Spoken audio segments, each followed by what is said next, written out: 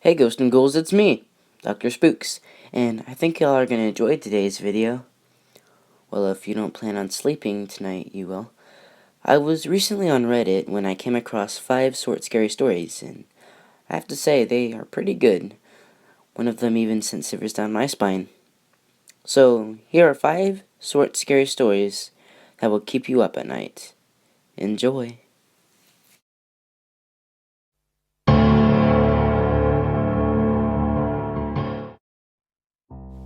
Do you come here often? Matt asked the pretty blonde girl. She turned her gaze from the dance floor to him. No, but tonight is a special night for the both of us, she responded.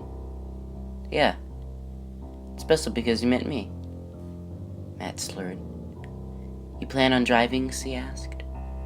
Yeah, Matt replied with his eyes half closed. I think we should hang out, she stated.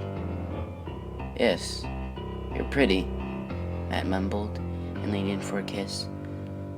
The pretty blonde girl's lips were cold, probably from her drink. Let's get out of here, Matt invited. You sure you want to drive? We can make other arrangements, she said, warning him. I'm a good drunk driver. More careful, Matt responded. Matt's speedometer said 90 miles per hour, yet it felt like they were moving in slow motion. The world was spinning, and the lines on the road were squiggles. You're going to kill yourself, the girl said calmly. You're being a buzzkill, Matt answered, getting mad. I don't think killing your buzz is what you need to worry about, she replied. If you were going to be such a fucking weirdo, I wouldn't have taken you with me, Matt screamed suddenly. I'm glad I'm with you tonight. I had some other people to visit, but one soul, especially as vile as yours, is enough, she said flatly. The pretty blonde girl opened the car door and tossed herself out of the moving vehicle. Matt screamed and turned the wheel too sharply, losing control. The car flipped and barreled down the road at least 120 miles per hour. The pretty blonde girl went back to the bar for the others.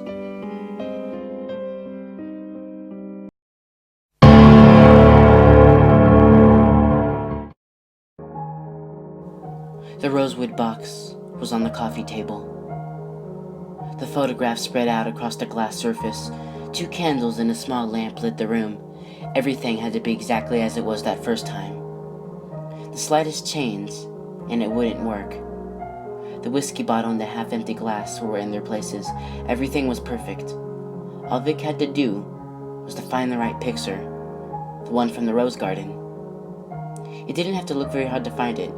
Ever since the first time, he kept it close to the top of the pile. He looked at the picture, concentrating on her face, Tara.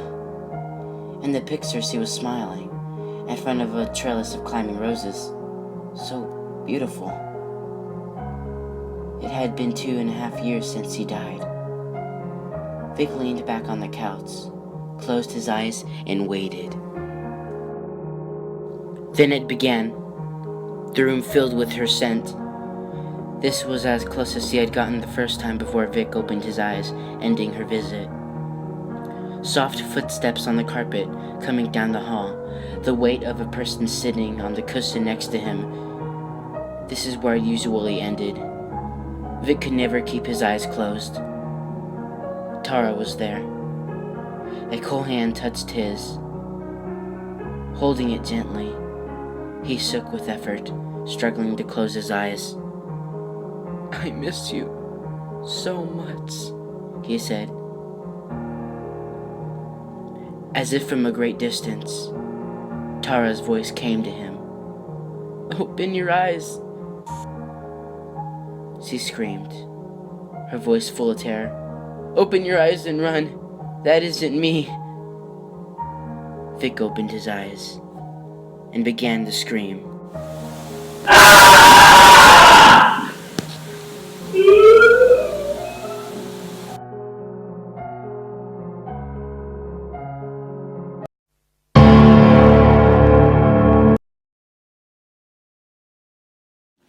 had a city childhood.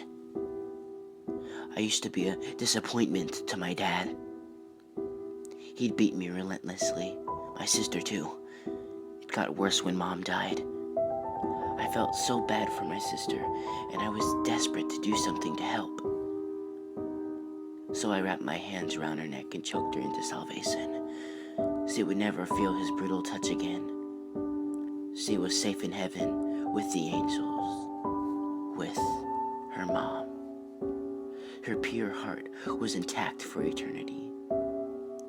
That moment, when her soul flew triumphantly through her body, it changed my life. I realized that I was given a gift. I could send untainted souls straight to paradise before evil had a chance to ruin them. I could make sure that they felt no pain or no suffering. I mean, what are a few decades on this planet as compared to an eternity in heaven? Wouldn't you die right now if you had a guaranteed ticket to eternal salvation? Why take the risk that evil could invade your mind, body, and soul each time I performed the miracle I felt God's touch? I prefer to save the young. We're all born innocent, right? The more time spent on this wretched, pathetic rock, the more time the devil has to turn you. The next time you brag about how great your child is, I'll be listening. The next time your child helps an elderly lady cross the street, I'll be watching. Maybe the next time your child cleans his room without even being asked to, I'll be in the closet. His salvation, sharp and metallic, gripped tightly in my blessed hands.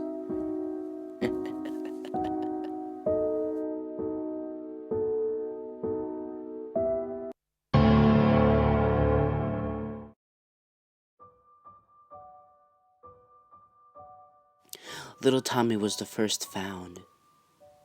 The schoolyard bully, pushed out of a 3-story window, in the same sort of fashion that he pushed down those smaller than him every single day. Laura was next. She never stopped whining about not having the newest toy or the prettiest clothes. She got her final wish in a way, upon receiving a precious pearl necklace, though you could say it fit a bit too tightly around her neck. Soon John was found, the boy who always refused to do his homework and disrespected teachers. They found him laying on the classroom floor, his fingers now stubs, "I will listen," written 500 times in his own blood on the chalkboard. Shortly after came Maria. She always refused to share, always wanted more. She was found pressed to death under masses of toys. For the homes of children who weren't exactly nice, only screams and tears filled the air Christmas morning. There simply wasn't enough cold to go around this year.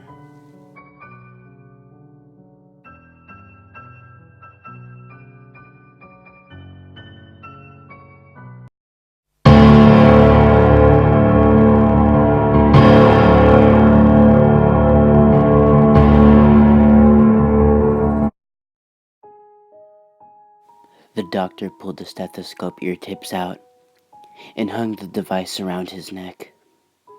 "Mr. Weatherby, all of your tests have come back negative, and my examination shows nothing abnormal."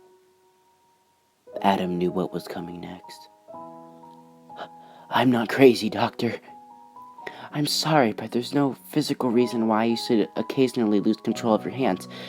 A psychologist can help. I don't need therapy. I need answers. They seem to have a life all on their own. I can't hold the job. I'm under investigation for assault. I almost killed my neighbor. This can't go on. I'll try anything at this point." After 2 weeks on new medication, Adam saw no progress and grew increasingly depressed. He was convinced that despite what the doctor said, it was not a psychological problem. That night, a frustrated and angry Adam sat in a chair and drank bourbon.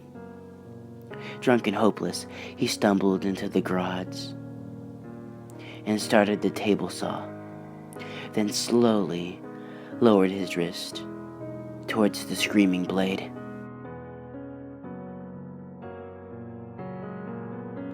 Detective Armstrong entered the garage, where several uniformed officers stood over the blood-soaked body. "So, what do we got?" he asked, taking in the blood-splattered scene. "This is a weird one, Detective." How so?" "Well, take a look at the body. He apparently chopped off his hands with the table saw and bled to death." Armstrong knelt down. And we can't find his hands anywhere."